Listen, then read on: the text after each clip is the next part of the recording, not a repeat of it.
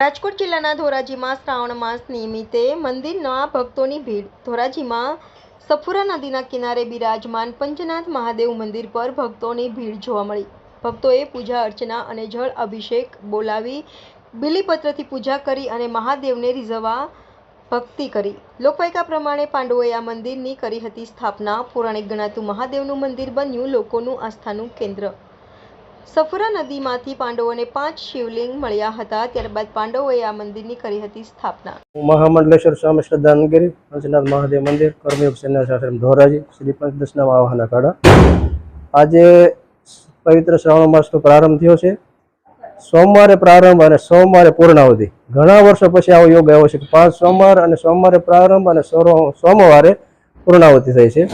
આ પંચનાથ મહાદેવ કહેવાય છે પાંડવો દ્વારા સ્થાપિત થયું છે। પાંડવો જ્યારે વનવાસ આવે ત્યારે કુંતામા સાથે અહીંયા રોકાયેલા। એમ કહેવાય છે કે જ્યારે ભીમે હેડુંબા સાથે ઓસમ ડુંગરમાં લગ્ન કર્યા ત્યારે અહીંયા રોકાયેલા અને નદી સફુરાની અંદરથી 5 શિવલિંગો લઈ અને પધરાવી પંચનાથ મહાદેવ નામ આપી એવું લોકવાયકા પ્રમાણે આપણે જાણીએ છીએ। વર્ષોથી પરંપરા ચાલી આવે છે। દર સોમવારે બપોર પછી ખૂબ મોટો મેળો ભરાય છે। અમાસના દિવસે 3 દિવસ સુધી સતત ભાવિક ભક્તો આવ્યા અને ખૂબ પિતૃઓને પાણી રેડે છે। અહીં અમારા પંચનાથ મહાદેવના પટાંગણમાં અંદાજે 140 ખાંભીઓ છે જેને પૂર્વજો દેશ વિદેશોમાં રહેલા છે। તમામ હિન્દુ જ્ઞાતિના સુરાપુરા અહીંયા વિદ્યમાન છે। દર સોમવારે ખૂબ ભીડ લાગે છે। તમામ ભાવિક ભક્તોને ભગવાન પંચનાથ મહાદેવ મનોકામના પૂર્ણ કરે છે।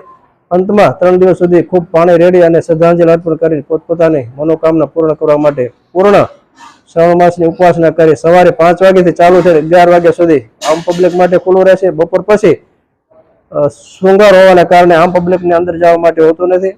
સવારના 5 વાગે આરતી મંગળા આરતી થાય છે। બપોરે પણ આરતી થાય, સાંજે શૃંગાર આરતી થાય છે, દીપમાળા પેટાવાય છે। ભાવિક ભક્તોનો ખૂબ ખૂબ સહયોગ અને ધોરાજીની પબ્લિક સાથ આસપાસના ગામના લોકો પણ આવી અને પોતાની મનોકામના પૂર્ણ કરે એવી અમારી અપેક્ષા છે। સમસ્ત ભાવિક ભક્તોને આજથી પ્રારંભ થઈ ગયો છે। સર્વ ભાવિક ભક્તો સવારે 5 વાગે આવીને પોતપોતાની મનોકામના પૂર્ણ કરી જલાભિષેક કરે, બીલીપત્ર પુષ્પ અર્પણ કરી અને મનવાંછિત ફલ પ્રાપ્ત કરે પંચનાથ બાબાના શ્રી ચરણોમાં એવી મારી હાર્દિક શુભેચ્છા છે। અસ્તુ, નમસ્કાર, ઓમ નમો નારાયણ।